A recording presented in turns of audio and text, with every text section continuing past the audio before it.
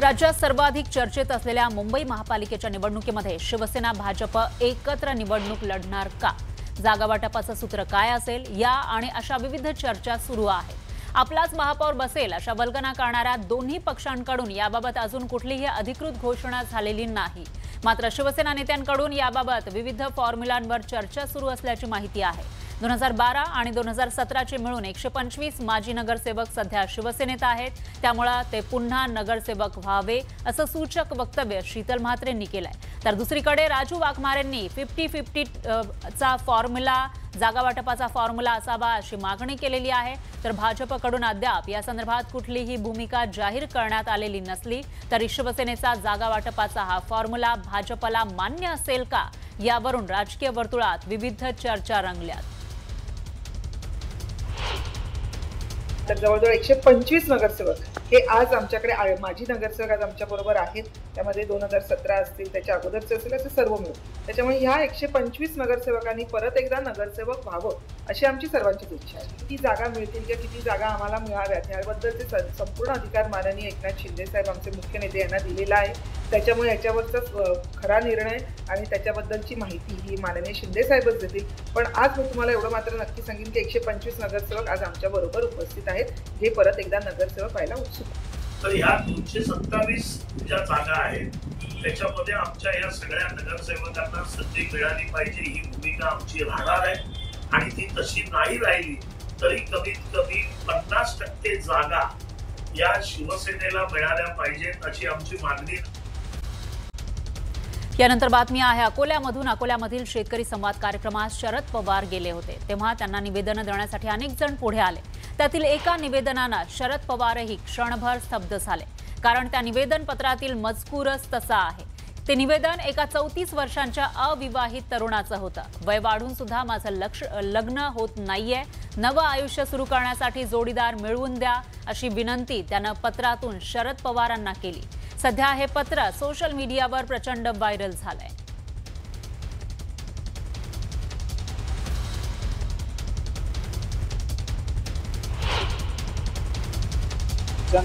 साधा BA समाजशास्त्रामध्ये झालेला आहे, MA चालू आहे. आणि मी समजा आपल्या कलेक्टर ऑफिसला पार्ट टाइम जॉब करत असतो आणि तसं बाहेर पण छोटे मोठे काम चालूच राहतात माझे. काय अपेक्षा काय आता तुमची? अपेक्षा एवढीच आहे की पवार साहेबांनी माझं म्हणजे कुठल्याही समाजातल्या एखाद्या मुलीसोबत माझं लग्न लावून द्या. पण त्याच्या पत्रावरून एक गोष्ट लक्षात येते की तो किती अस्वस्थ आहे. म्हणजे त्याचं वय वाढत चाललंय. योग्य वेळेत लग्न झाली पाहिजे ही साधारणपणे प्रत्येकाची इच्छा असते. पण अशा प्रकारे आमदार, खासदार म्हणजे त्या संबंधित व्यक्ती, म्हणजे नाव त्यांनी गुलदस्त्यात ठेवलंय साहेबांना पत्र देताना. संबंधित व्यक्तीने मला पण पत्र दिलं होतं. मला पण त्यांनी तुम्ही दत्तकच घ्या असं त्यांनी म्हटलं होतं. आणि आम्हाला अंदाज आहे की त्याच व्यक्तीने आदरणीय पवार साहेबांना पण पत्र दिलं असेल. दरम्यान निवडणूक आयोगानं ट्रम्पेट या चिन्हाला गोठवल्यामुळे शरद पवारांच्या राष्ट्रवादीला मोठा दिलासा मिळालाय. यादीमध्ये ट्रम्पेटला निवडणूक आयोगाच्या चिन्हांच्या यादीमध्ये निपाणी नाव होतं आणि त्यामुळे नगरपालिका निवडणुकीमध्ये शरद पवारांच्या पक्षाच्या तुतारीचा आवाज चांगलाच घुमण्याची शक्यता निर्माण झाली आहे. तर लोकसभा आणि विधानसभा निवडणुकीमध्ये शरद पवारांच्या राष्ट्रवादीच्या उमेदवारांना मोठा फटका बसला होता. लोकसभा निवडणुकीमध्ये सातारा, बीड, शिरूर, बारामती, भिवंडी, दिंडोरी, रावेर आणि अहिल्यानगर मतदारसंघात पिपाणीला चिन्ह साधर्म्यामुळे चांगली मतं मिळाली होती. परिणामी विधानसभा निवडणुकीत अनेक अपक्ष उमेदवारांनी पिपाणीची मागणी केली. त्यामुळे विधानसभा निवडणुकीत तब्बल 19 मतदारसंघात पराभव झाल्याचा दावा शरद पवारांच्या पक्षानं केला होता. त्यानंतर पिपाणी हे चिन्ह गोठवण्याची मागणी शरद पवारांच्या राष्ट्रवादीकडून करण्यात आली होती.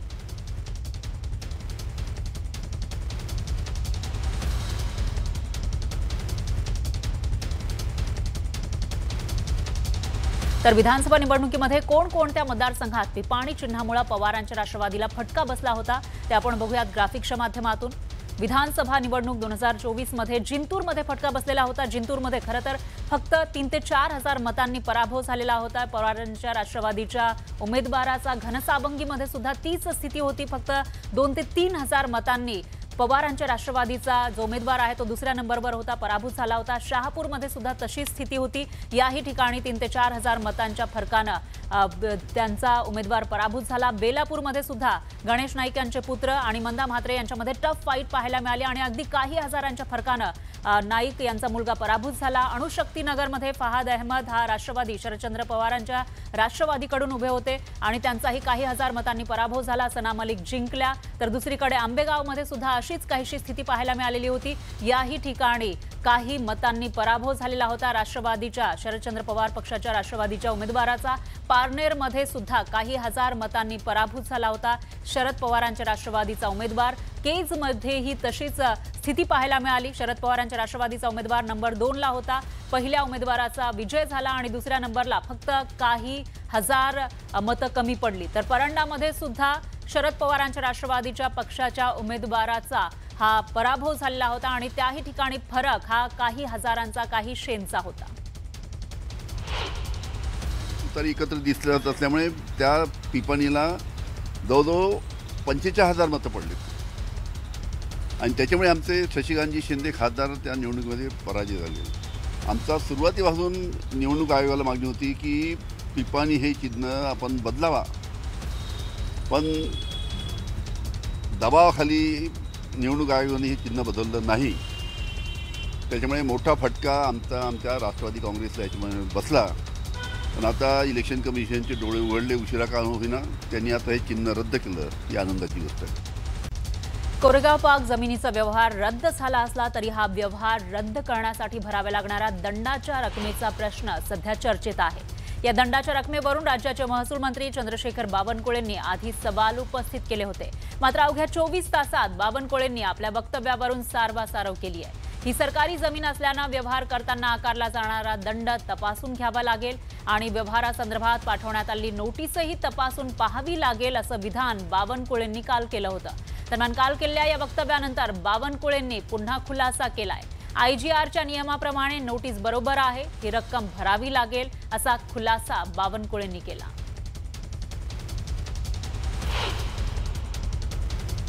आयजीआरला मी चेक करायला लावणार आहे की तुम्ही जे 42 कोटी वसूल करतायत, जो व्यवहारच रद्द आपल्या सरकारला करायचा आहे, जो व्यवहारच त्या ठिकाणी रद्द होणार आहे, कारण ती सरकारी लँड आहे। चौकशी समितीला आमच्या चौकशी समितीचे पॅरामीटर काय आहे, कोणी गडबड केली आहे। 7/12 बंद असताना जे प्रॉपर्टी कार्ड तयार झालं, प्रॉपर्टी कार्ड न बघता कशी रजिस्ट्री झाली, हे सर्व 300 कोटीवर 60% 21 कोटी हे नोंदणीचे आणि करार रद्द करण्याकरता तेवढाच रक्कम म्हणजे 60%ची जी रक्कम आहे 21 कोटी रिकन्व्हेन्स करण्याकरता तेवढीच रक्कम लागतं। त्यामुळं आयजीआरनी पाठवलेली नोटीस योग्य आहे असं मला आयजीआरनी सांगितलं। त्यानंतर बातमी आहे राजकीय वर्तुळातून। उपमुख्यमंत्री अजित पवार राजीनामा देऊन सरकारमधून बाहेर पडणार होते असा दावा अंबादास दानवेंनी केला। त्यानंतर महाराष्ट्राच्या राजकारणामध्ये खळबळ माजली आहे। स्थानिक स्वराज्य संस्था निवडणुकीचं बिगुल वाजलं आणि त्याच काळामध्ये समोर आलं पुण्यातल्या कोरेगाव परिसरातील जमीन खरेदी गैरव्यवहार प्रकरण। विशेष म्हणजे पार्थ पवारांच्या अमेरिया कंपनीनं हा व्यवहार केल्याचं उघड झालं, त्यामुळे चर्चांना उधाण आलं आणि यावरून अजित पवारांवर चौफेर टीका होत असताना वर्षा बंगल्यावर जाऊन अजित पवारांनी मुख्यमंत्र्यांची भेट घेतली। या भेटीमध्ये नेमकी काय चर्चा झाली हे बाहेर आलं नाही, मात्र अंबादास दानवेंनी या भेटीबाबत दावा करून खळबळ उडवून दिली। सत्ताधाऱ्यांनी जरी दानवेंचे आरोप फेटाळून लावले असले तरी यावरून जोरदार चर्चा राजकीय वर्तुळात रंगू लागली आहे। डायरेक्ट मुख्यमंत्री रोल केल्याशिवाय याच्यात पार्थ पवार वाचूच शकत नाही। जे झालं वर्षावर त्याच्या बोलायला मला वेळ मिळाला नाही। माझ्या माहितीप्रमाणे त्या दिवशी वर्षावरच्या बैठका झाल्या, अजितदादांनी त्वेषाने रागाने सरकारमध्ये बाहेर पडून सरकारला पाठिंबा देतो इतपर्यंतची भूमिका घेतल्याचं आमच्या कानावर, माझ्या तरी कानावर आहे। मी नव्यानं बोलतोय हे की जे कानावर आहे ते सांगतोय मी, तर कुठं बाहेर येईल आणि म्हणून अशा याच्या कारणामुळं अजितदादा आणि पार्थ पवारांना वाचवलं जातंय असं मला वाटतं। तर दानवे खोटं बोलत असल्याचं म्हणत महसूल मंत्री बावनकुळेंनी हा दावा फेटाळून लावला। खोटारडेपणा आहे, मी होतो वर्षा बंगल्यावर, अंबादास दानवे